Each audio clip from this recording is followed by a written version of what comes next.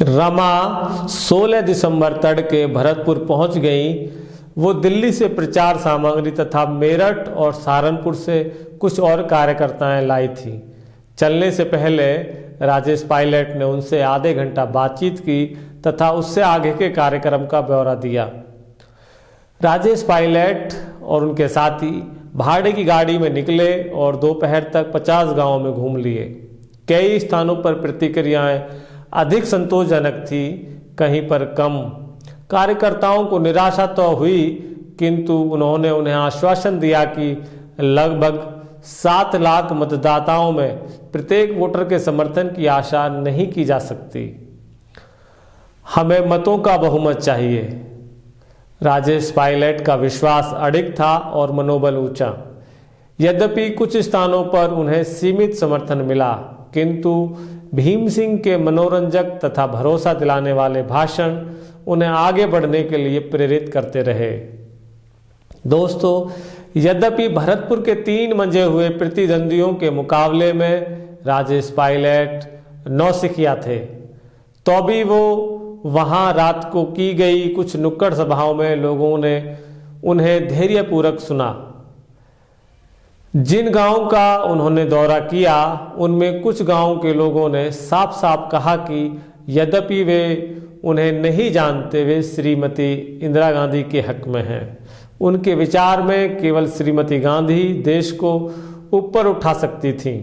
उन्होंने उन्हें विश्वास दिलाया कि उनके वोट श्रीमती गांधी के लिए थे।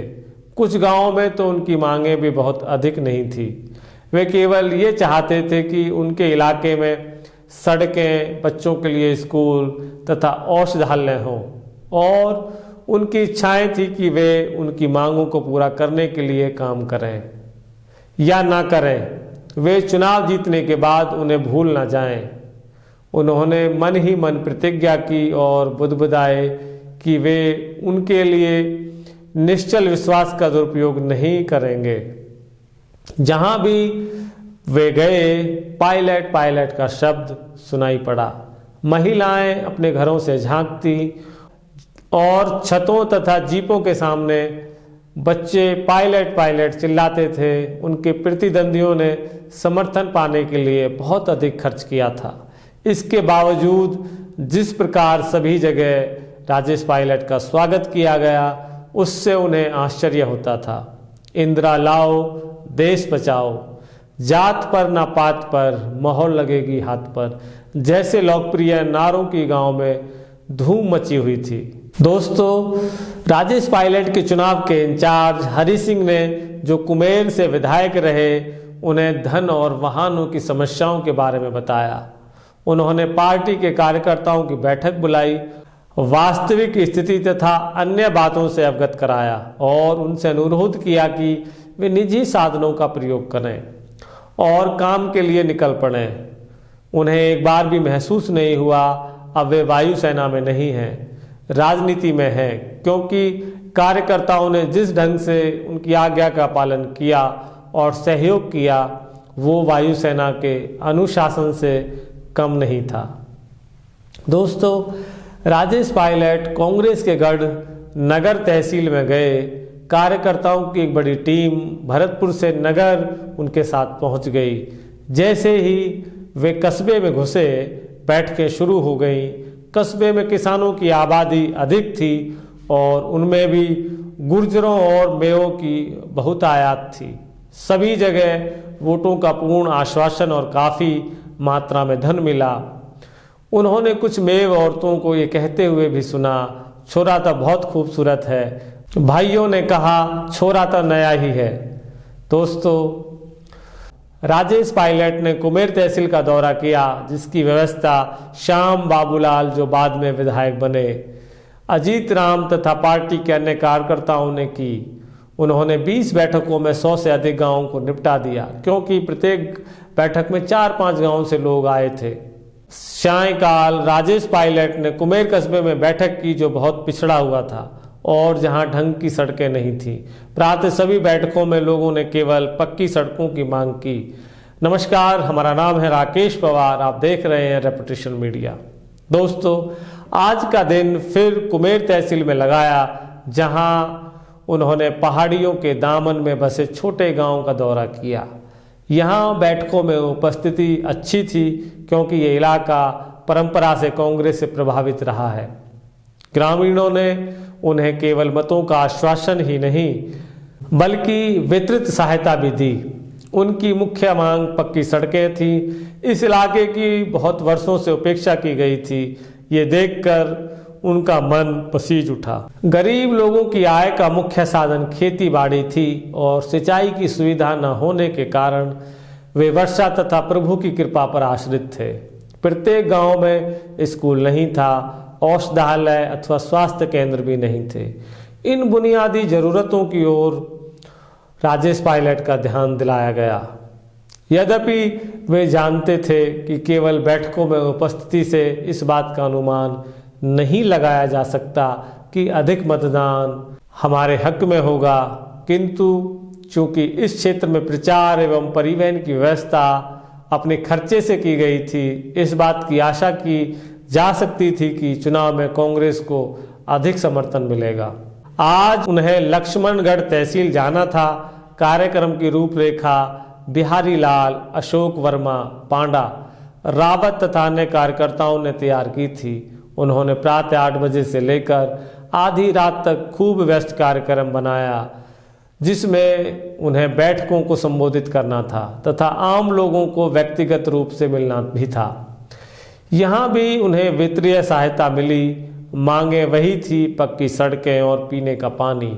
लोगों का मुख्य धंधा भैंसों का दूध बेचना था। वे भैंसें खरीदने के लिए बैंक से उधार लेते थे। बैठकें अत्यधिक सफल रहीं क्योंकि इस क्षेत्र को भी कांग्रेस की नीतियों में पूर्ण विश्वास था। दोस्तों, लक्ष्मणगढ़ तहसील में कई बैठकों का आयोजन किया गया। कई गांवों में स्वागत अच्छे हुए, कुछ में कम। उन्होंने परिश्रम एवं ईमानदारी से उनके सच्चे प्रतिनिधि के रूप में कार्य करने का वचन दिया। कैडकी में मंदिर और मुख्य सड़क के बीच सड़क बनवाने की मांग की गई। ट्यूबवेल के निकट लोगों के साथ जमीन पर बैठकर राजेश पायलट बहुत दिनों बाद खाना खा रहे थे। शाम को लक्ष्मणगढ़ में एक बहुत बड़ी बैठक की व्यवस्था की गई। ये BL शर्मा के भाषण से शुरू हुई। दोस्तों, राजेश पायलट ने भी उस जनसमूह को स्नेह, ईमानदारी तथा रचनात्मक ढंग से परिश्रम करने का विश्वास दिलाया। दर्शकों, संयोगवश जनता पार्टी ने भी तत्कालीन मुख्यमंत्री भैरव सिंह शेखावत के समर्थन में लक्ष्मणगढ़ में ही बैठक संगठित की थी। शेखावत जब अलवर से लक्ष्मणगढ़ आ रहे थे तो रास्ते में दुर्घटना हो गई और एक लड़का उस कार के नीचे दबकर मारा गया। इससे उत्तेजना फैल गई। लोगों को इस बात की नाराजगी थी कि संतप्त परिवार के साथ मौखिक सहानुभूति भी प्रकट नहीं की गई। राजेश पायलट ने जाकर इस परिवार से मिले और उन्हें संभव सहायता का आश्वासन दिया। दोस्तों, स्वर्गीय राष्ट्रपति फखरुद्दीन अली अहमद की पत्नी आबिदा बेगम ने राजेश पायलट के निर्वाचन क्षेत्र का दौरा किया। रमा तथा अलवर के सांसद के भूतपूर्व सदस्य BL शर्मा उनके साथ गए। आबिदा बेगम को सिकरी पहाड़ी तथा कामा में बैठकों को संबोधित करना था। केदारनाथ ने इन बैठकों को संगठित किया और उनके सफल बनाने में उनका बड़ा योगदान था। दोस्तों, उन्होंने पहाड़ी और कामा का दौरा किया, जहां विरोधी दल के समर्थकों ने बैठक में विघन डालने की चेष्टा की। इस कारण राजेश पायलट और उनके साथी भरतपुर में नियत समय से आधा घंटा देर से पहुंचे। यहां जिला कांग्रेस कमेटी द्वारा संगठित बैठकों में उपस्थिति अच्छी थी और वहां 1 घंटे से अधिक समय तक चली। आबिदा बेगम के भाषण समाप्ति पर बहुत से कार्यकर्ताओं ने उससे बातचीत की। बैठक के बाद जब राजेश पायलट उनके साथी सर्किट हाउस को लौट रहे थे तो आबिदा बेगम ने कहा, इन बैठकों से उन्हें विश्वास हो गया है, हमारे जीतने की संभावनाएं अधिक हैं। दोस्तों, आज के प्रोग्राम में बस इतना ही। इससे आगे की घटना का जिक्र हम 10वें एपिसोड में करेंगे। नमस्कार।